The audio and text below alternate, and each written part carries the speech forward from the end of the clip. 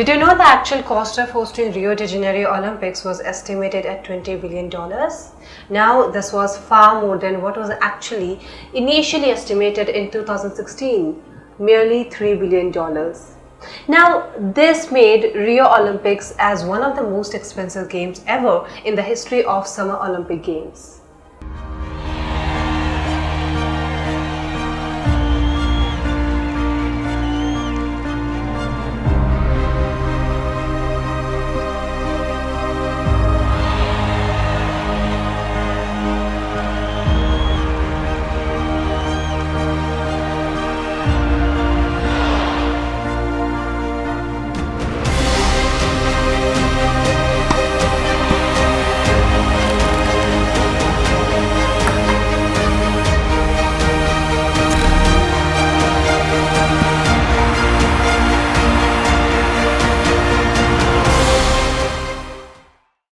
Rio de Janeiro shed lots of money on athletic villages, stadiums and of course some hidden costs of dropping testing labs and some training centers. However, once the games ended, the dark side of hosting the summer games unfolded in a manner that no one wanted.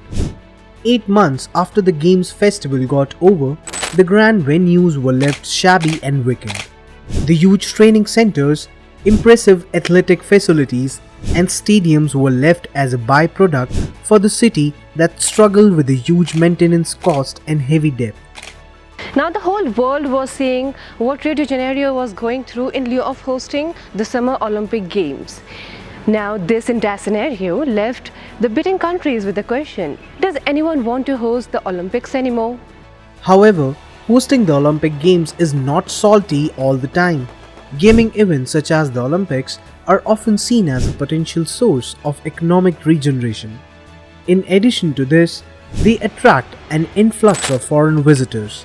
Talking about the post-pandemic era, the Olympic Games also started the trend of attracting foreign visitors and some sports enthusiasts to the hosting country. Sporting history says that after hosting the Olympics in 1992, Barcelona saw a surge in the number of visitors.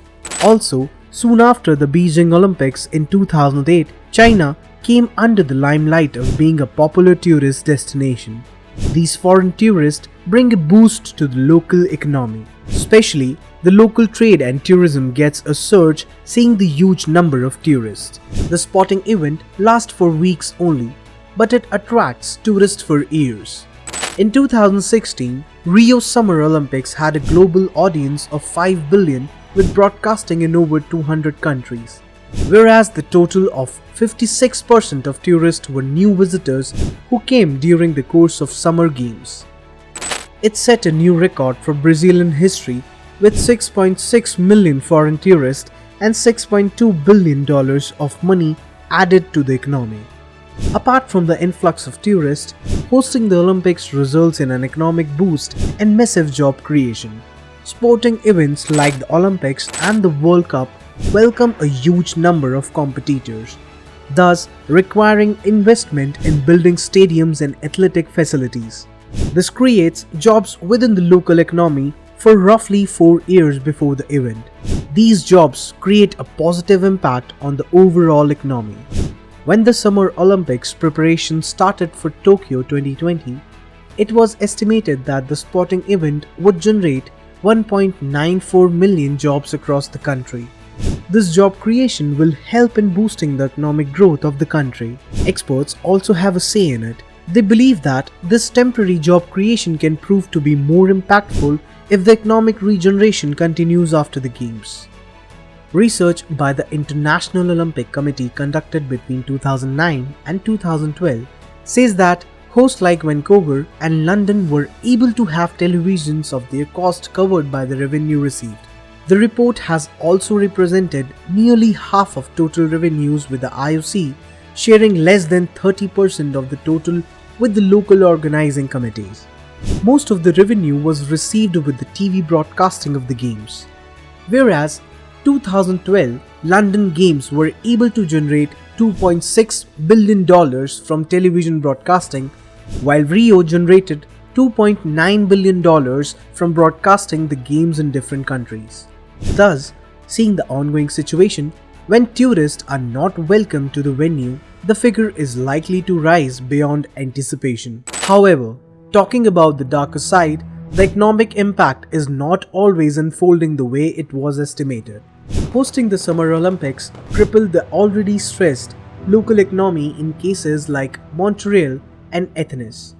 The Canadian government, however, paid off its debt in 2006 for the 1976 Montreal Olympics. Despite all the positive impacts and job creation on building heavy infrastructure, another question surfaces and yet remains mostly unanswered. Will the infrastructure be used in the future?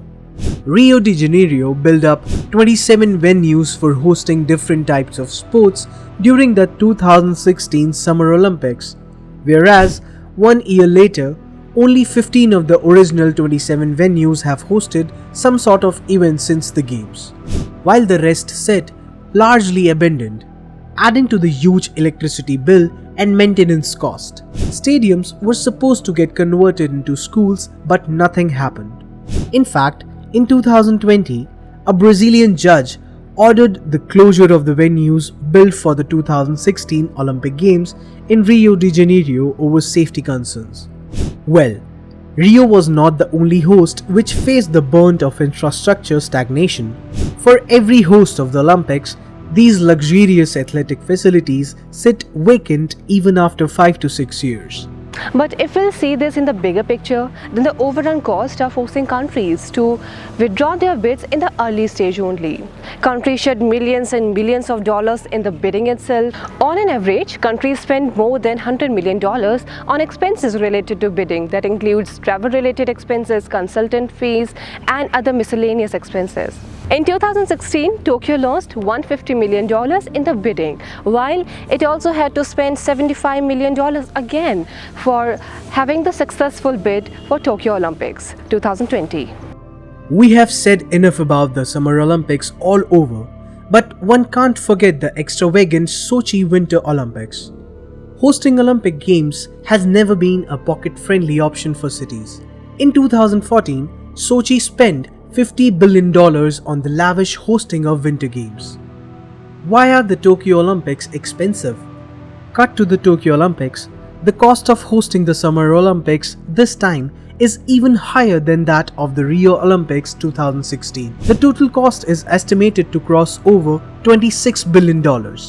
One of the major reasons for the rise in cost was the depreciation of the yen. Most of the material used in building athletic facilities is imported from different countries.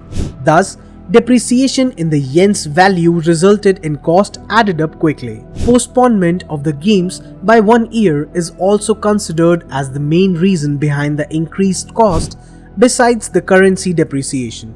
If the reporters are to be believed, then a year-long postponement has increased the operational cost by additional $1.6%. That includes heavy maintenance and the security of huge athletic facilities. While the fireworks and glittering stadiums always overshadow the increased cost and debt, the facade is crumbling. But we can't escape from the fact that from the very beginning, the Olympics were never a matter of sports alone. Olympics are an important piece of power dynamics, and hosting countries welcome people from all over the globe. However, there is no denying to the fact that it is considered as a huge honor for a country to host the Olympics. They are likely to catch the eye of global business leaders supporting valuable infrastructural projects. But does hosting the Olympics actually pay off? Long story short, in most of the cases, no. A recent research by University of Oxford found that the cost of Olympic Games was overrun by 100% consistently, and it is only getting started.